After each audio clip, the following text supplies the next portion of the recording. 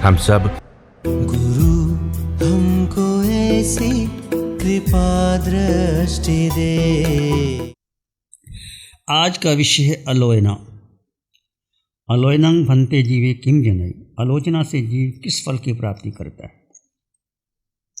आलोचना से जीव माया, निदान और मिथ्या दर्शन शल्य को दूर कर देता है। जीवन में आलोचना का बहुत गहरा महत्व है। यदि आप कोई बड़ा तप ना कर सके तो कोई बड़ी बात नहीं, परंतु यदि जीवन में आपके द्वारा कुछ भी पाप दोष लगा है मन से, वचन से, काया से, तो उसकी आलोचना अवश्य कर लेनी चाहिए। आलोचना करने से आलोचनं भन्ते माया नियान मिच्छा दंसन सल्लानं मोक्ष मग्ग विघानं अनंत संसार बंधनानं उद्रणं करई अज्जु भावं च जनई उज्जु भाव परिवन्ने यैनं जीवे अमाई इत्थि वेयन नपुंसक वेयं चैन बंधई पुबद्धं चैन निज्जरेई। आलोचना से यह जीव मोक्ष मार्ग के विघातक अनंत संसार को देने वाला, अनंत संसार माया, निदान और मिथ्या दर्शन शल, तीन शल्य। शल्य का मतलब कांटा। जैसे कांटा पाँव में लग जाता है, ज़रा सा कांटा आपके दांत में लग जाता है, तो जब तक वो निकलता नहीं तब तक आपको चैन नहीं आती। चाहे आप कोई भी काम करते, चाहे आप रसोई में खाना बना रहे हो, चल रहे हो, ध्यान कर रहे हो, वो कांटा जब तक नहीं निकलता तब तक आपको चैन नहीं आती। ऐसे ही तीन कांटे हैं शल्य, माया। एक तो माया नहीं करना, जो है स्पष्ट कर देना, बच्चे की भांति सरल हो जाना। आप नहीं, मैंने ऐसे नहीं कहा था, मैंने ऐसे कहा था, मेरा मतलब ये था, तुमने सुना नहीं। ये बातें गोलमोल करने की बातें होती। बच्चा कभी गोलमोल नहीं करता, सीधी स्पष्ट बात कर देते। माँ ने कहा था, पिता ने कहा था, पिता घर नहीं है, इसलिए वो सारी बात कर देता है कि पिता घर नहीं है, पिता ने ऐसे कहा था, कि बच्चे को नहीं आता। तो आलोचना करनी है तो रिजु सरल भाव होना बहुत ज़रूरी। रिजुता, सरलता, धर्म का आधार सरलता है। भगवान ने कहा धर्म कहाँ रहता है? जो सरल है। निगंथा उज्जुदंसनो, जो निर्ग्रंथ होते हैं, जो साधु होते हैं, वो रिजु होते हैं और सरल होते हैं। यदि सरलता, रिजुता नहीं है जीवन के अंदर तो कितना बड़े से बड़ा तप कर लो, व्यक्ति संसार सागर से लंबा लंबा लंबा होता चला जाता है। रिजु भाव सरलता को उत्पन्न करता है। रिजु भाव को प्राप्त करके माया से रहता हुआ जीव स्त्री वेद और नपुंसक वेद नहीं बनता। पुरुष, स्त्री और नपुंसक। पुरुष माया करता स्त्री, स्त्री माया करती है नपुंसक, नपुंसक माया करता है तो पशु, पशु माया करता है तो नरक। ऐसे ऐसे ऐसे ऐसे आधार है। इसलिए यदि कोई रिजु भाव को प्राप्त माया नहीं होगा तो वो स्त्री नहीं बनेगा, नपुंसक नहीं बनेगा, और पूर्व में बंधे हुए कर्मों की निर्जरा कर देता है।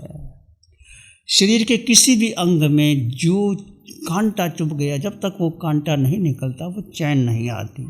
तो आलोचना का अर्थ क्या है? पूर्ण आ का अर्थ है पूर्ण रूप से, लोचन का अर्थ है लुच धातु से लोचन शब्द बना है, किसी कार्य को विचार पूर्वक प्रकट कर देना। कोई भी कार्य, कुछ भी आपके जीवन में घटना घट, उसको अच्छी तरह समझ लो, समझ करके अंतःकरण से आलोचना कर दो। मोह के कारण जो अकरणीय कार्य हो गए हैं, जिनके बिना किसी दबाव के भाव शुद्धि को दृष्टि में रखकर गुरु के समक्ष मर्यादा पूर्वक कर देना। मन वचन काया से अकृत्य कार्य गुरु के समक्ष प्रकट कर देना। मर्यादा पूर्वक अपने सभी दोषों को गुरु के समक्ष प्रकट कर देना आलोचना है। विनय समाधि कैसे प्राप्त होती? गुरु का अनुशासन मानना चाहिए। प्रसन्नता पूर्वक गुरु की शिक्षा को, गुरु डांटते भी है, फटकारते भी है कुछ, परंतु गुरु का अनुशासन नहीं मानता तो व्यक्ति आलोचना नहीं कर सकता, वो रिजु नहीं हो सकता। गुरु की शिक्षा को सम्यक प्रकार से स्वीकार करना चाहिए। शास्त्र और गुरु के वचनों को पूर्ण आराधना करना चाहिए और निराभिमानी होना चाहिए। आलोचना, जैन दर्शन में आलोचना, पर आलोचना को दोष कहा गया है। पर आलोचना, किसी की आलोचना करोगे तो दोष लगेगा, अपनी आलोचना करोगे तो आपका भाव सुधर जाते हैं। स्व आलोचना को गुण कहा गया है। अपनी आलोचना करो, जैसे ऐस किसी की तरफ दे, 3 उंगलियां आपकी तुम्हारी तरफ आ जाती है, ये प्रकृति का नियम है, एक उंगली किसी की ओर उठाते हो तो 3 तुम्हारे आबार आती।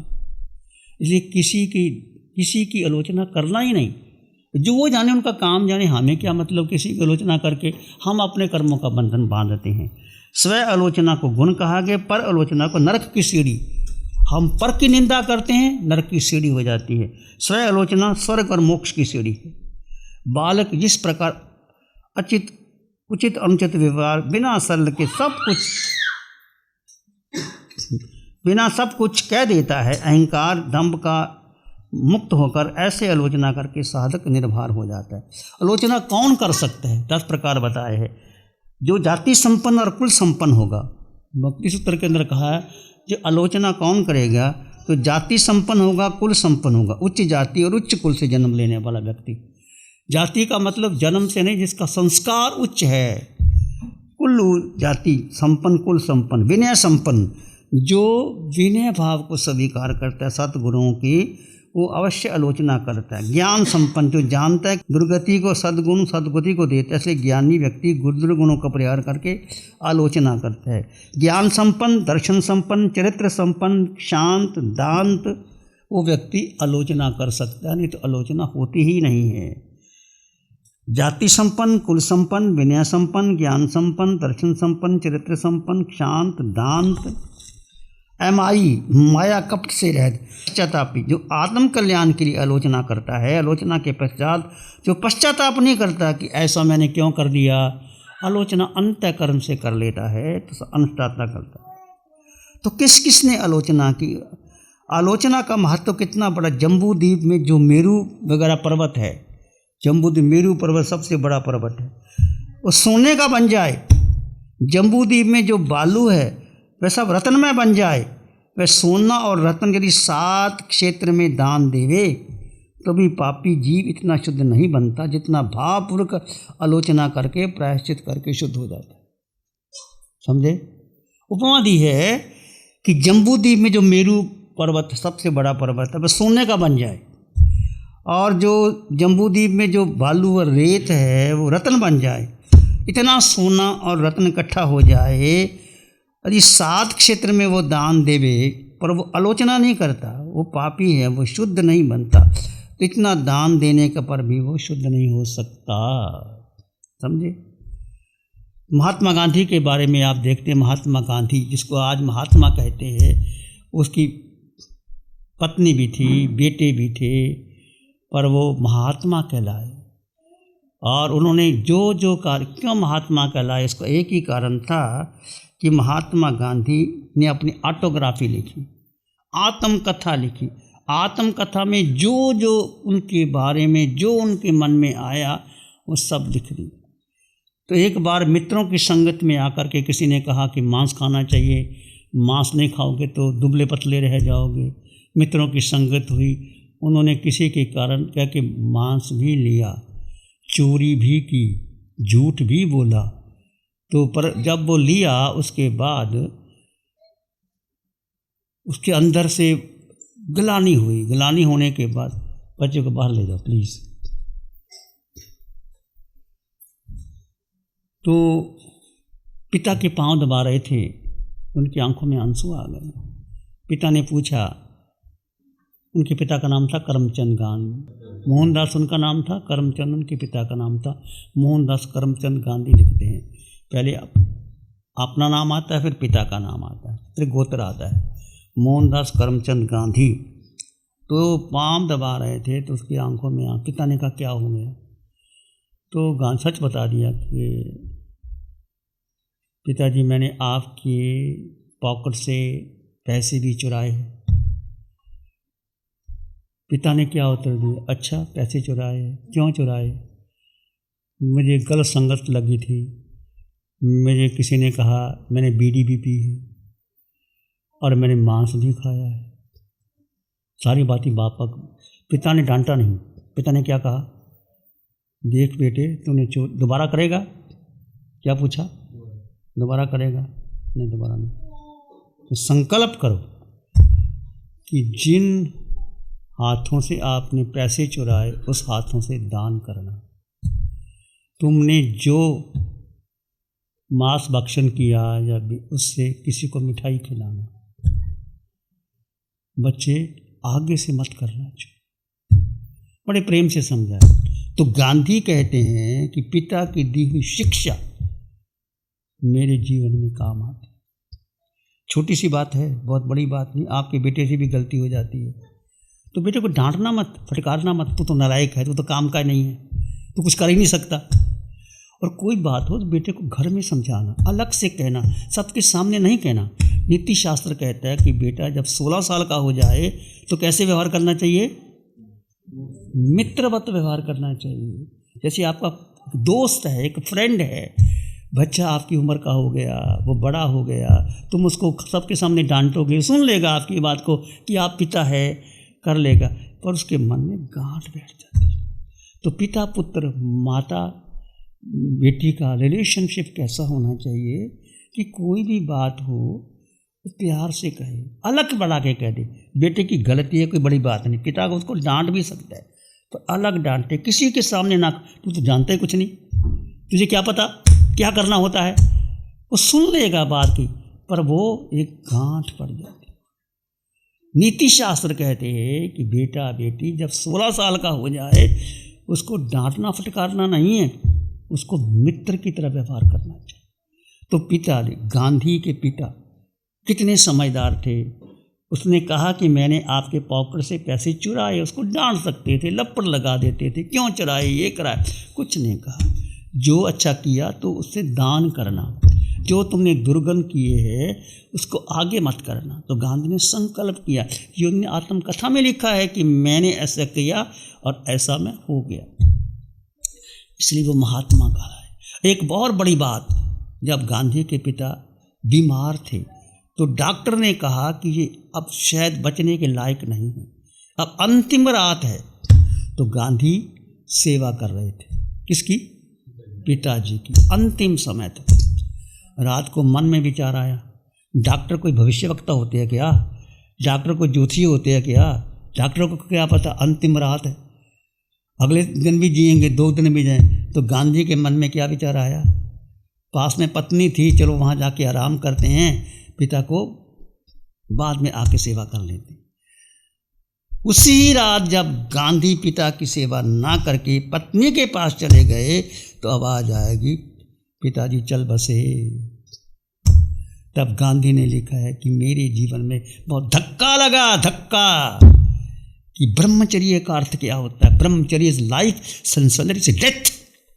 ब्रह्मचर्य का जीवन में महत्व क्या होता है, और वासना नरक द्वार ले जाती है, ये गांधी ने लिख दिया। मन में विचार आया, किसी को क्या पता, कुछ भी कह सकते थे, बड़े बड़े साधु नहीं कह सकते ऐसी बात जो गांधी ने कह दिया कि मुझे। अब विचार तो आते हैं ना, मन जब कोई रास्ता निकालता है, मन सबसे बड़ा दुश्मन है, मन शत्रु है, मन पापी, मन लालची, मन कपटी, मन पल पल में। और कभी मन के बारे विचार मत करना। और सबसे बड़ी भूल किसने, इस जीव ने, किसको दी है? जीव ने अपनी शक्ति मन को दे दी, बुद्धि को दे दी, इंद्रियों को दे दी, और हम मन के गुलाम हो गए। मन घुमाता है हमको, मन कहता घूमो, ध्यान में क्या रखा है, बैठ के ध्यान करने। महाराज तो कहते रहते हैं ध्यान करना, ध्यान करना, छोड़ो ना ध्यान ध्यान। घूम के आते हैं, ताश के पत्ते खेल लेते हैं, वहाँ कर लेते हैं, मन रास्ता निकालता है, हम उसके पीछे लग जाते हैं। तो मन के पीछे कभी नहीं चलना, जो तुम्हारी अंतरात्मा कहे उसकी बात को सुनना। ये सबसे बड़ी जीव की भूल, आत्मा की भूल, कि आत्मा इतने संपन्न शक्तिशाली है, उसने सारी शक्ति मन को दे दी, बुद्धि को दे दी, इंद्रियों को दे दी। इंद्रियां बलवान हो गई, मन बलवान हो गया और बुद्धि बलवान हो गई। इस कारण हम 4 गति 84 लाख जीवन में भटक रहे हैं। मूल कारण ये है कि जीव अपनी शक्ति अपने पास रखे, मन के मते ना चले। कहते मन के पीछे तो चलना ही नहीं। और मन, बुद्धि तो वेश्या है, जैसा मन कहता है वैसे घुमा देती है। और इंद्रियां पराई हैं, 5 इंद्रियों के विषय, 23 विषय, 2 तली विकार, ये हमें घुमाते हैं। प्यारी गुरुवाणी है। नमो अरिहंतानं, नमो सिद्धानं, नमो आयर्यानं, नमो वज्रायनं, नमो लोय सब सागुन, धम्म मंगल मुखिठम अहिंसा संयमो तमो, देवा वित्तं नमं संति जस धम्म श्यामनो। श्री चत्तारी मंगलम, अरहंता मंगलम, सिद्धा मंगलम, साहु मंगलम, केवली पाणतो धम्मो मंगलम। चत्तारी लोगोत्तम, अरहंता लोगोत्तम, सिद्धा लोगोत्तम, साहु लोगोत्तम, केवली पाणतो धम्मो लोगोत्तम। चत्तारी शरणं पवज्जामि, अरहन्ते शरणं पवज्जामि, सिद्धे शरणं पवज्जामि, साहु शरणं पवज्जामि, केवली पाणतं धम्मं शरणं पवज्जामि। 60 सालों से अधिक समय से KGOC ग्रुप अपने हाई प्रिसिशन प्रोडक्ट्स जैसे staplers, staples, staple removers, paper punch, gun tacker, tape tool, pneumatic tool, industrial staples, stitch wire, scissor और किचन में यूज होने वाले कुछ प्रोडक्ट्स जैसे नाइफ, पीलर्स इत्यादि के द्वारा दुनिया के कंज्यूमर्स और अन्य बिजनेस पार्टनर्स को अपनी प्रोडक्टिविटी, एफिशिएंसी और क्रिएटिविटी निखारने में मदद कर रहा है। KGOC ग्रुप दुनिया के जाने माने लार्जेस्ट मैन्युफैक्चरर्स में से एक है, जो कि अपने 4 ब्रांड्स कोहे, कंगारू, म्यूनिक्स और माइल्स के माध्यम से दुनिया के लगभग हर देश में उपलब्ध है। यह प्रोग्राम KGOC के सौजन्य से प्रस्तुत है। गुरु हमको ऐसी कृपा दृष्टि दे।